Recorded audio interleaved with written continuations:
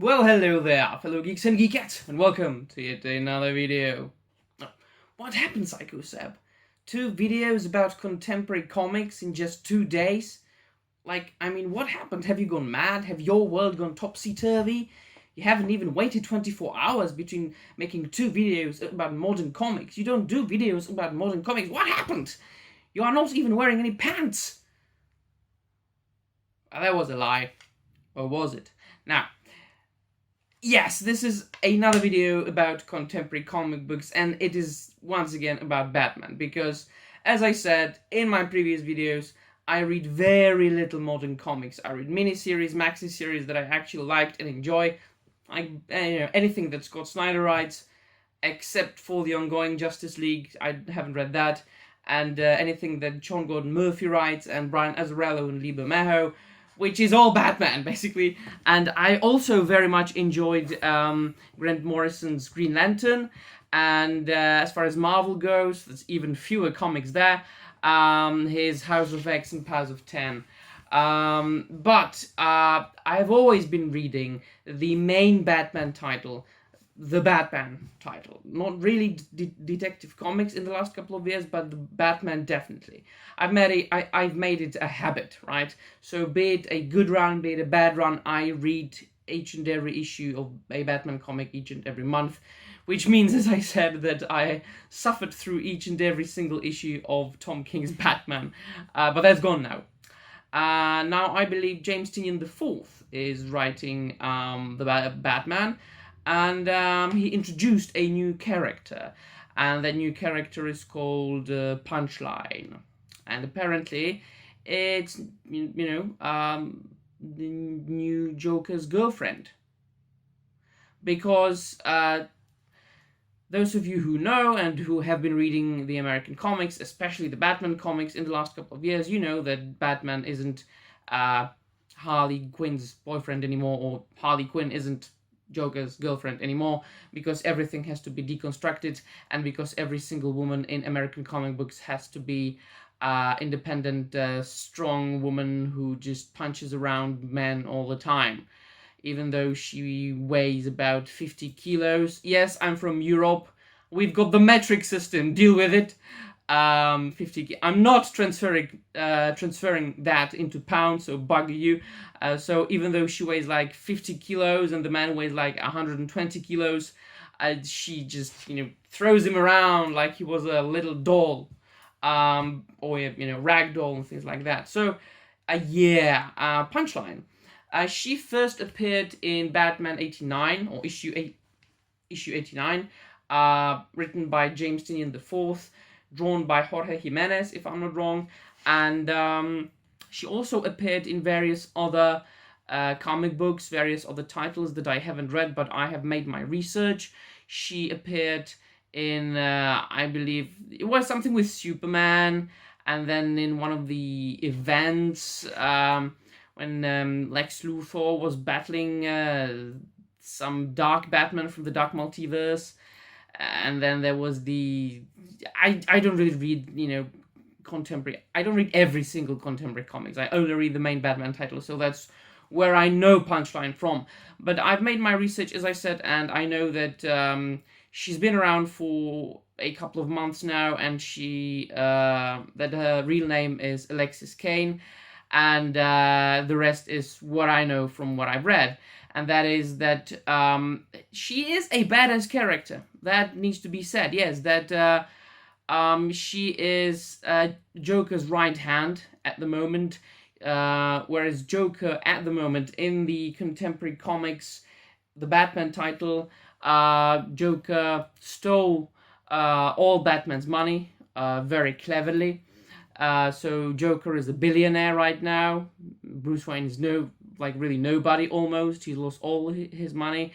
Joker knows Batman's secret identity, so Joker knows in the contemporary comic books that Bane, that Bruce Wayne is Batman, and that he is, the Dark Knight. So,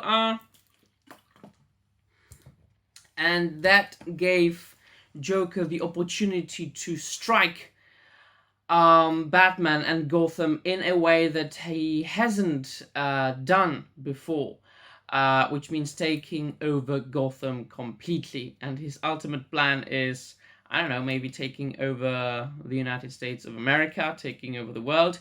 But the important thing for this video is that his right hand, once again, at this is Punchline. So she is the boss of all the henchmen and of all the secret operations and the attacks that are being performed on the Gotham City and the citizens and the superheroes and the Bat Family. If you are wondering what she looks like, it's going to be in my thumbnail, and you can look it up on the internet or look in your single issues if you've got them. And I like her, you know. It's basically what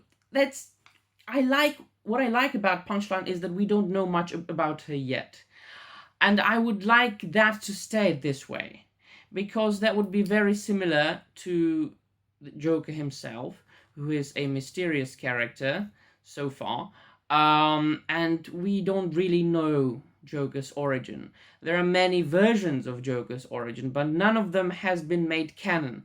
They are only versions of the Joker's origin, and it should say like that, because in all narratives, be it literature or film, be it comics, books, be it TV shows, be it music, all narratives are made better by a little bit of mystery. So I like that about Punchline. I'm afraid that it's not going to stay like this. I think that we're going to know more and more about Punchline the more and more we read, and the more and more comic book issues come out involving Punchline. And I like her being badass, and quite honestly, not to be a hypocrite, I will tell you the truth. I like the visual aspect of Punchline. I consider her to be an attractive young lady. I've always been into goth chicks, so that's the simple truth of it. Yes, I would like to be Joker right now, because Punchline is his girlfriend. So right now at the moment, I like her better than Harley Quinn. I used to like Harley Quinn very much. I love Harley Quinn. Still, she's one of my very top favorite comic book characters, but not specifically comic book characters, because the version of Harley Quinn I love the most is the Batman animated series version of Harley Quinn, which then of course got into comic books, but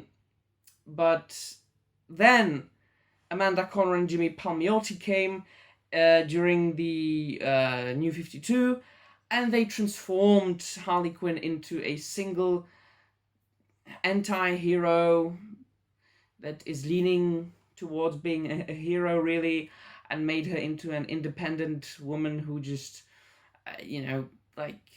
fights crime almost, and eats all the time and has fun, and then it got even worse. I don't know if Amanda Conner and Jimmy Palmiotti did that, but I think that then they made her into a lesbian, and that she was in a relationship with Poison Ivy, and that was once again a deconstruction of a character that has been around for a long time, and that has proved that she is popular for some reason, right? So yeah, so I'm not really into the modern incarnation of Harley Quinn, but I will love forever the Harley Quinn that was created by Bruce Timm and Paul Dini and Bruce Timm. So that's why I love Punchline. But there is a problem. And is it a trap? That's actually the title of the video. I think it's a trap, as it is with many of the new contemporary comic book characters, who, when they are first introduced, they seem to be cool, they seem to be interesting and intriguing, maybe even fresh and new in this day and age. But then in an issue, a couple of issues, things change for the character, and not for the better, and the character becomes the representation of the modern leftism and SJWism of the modern society.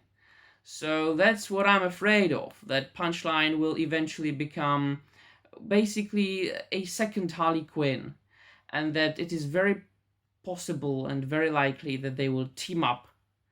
Punchline and Harley Quinn will team up to become two SJW fighters, and they will both, fight the Joker and defeat the patriarchy, and everything will be the same. So, but as of now, Punchline is something new. Punchline is an interesting character. Punchline is a new character.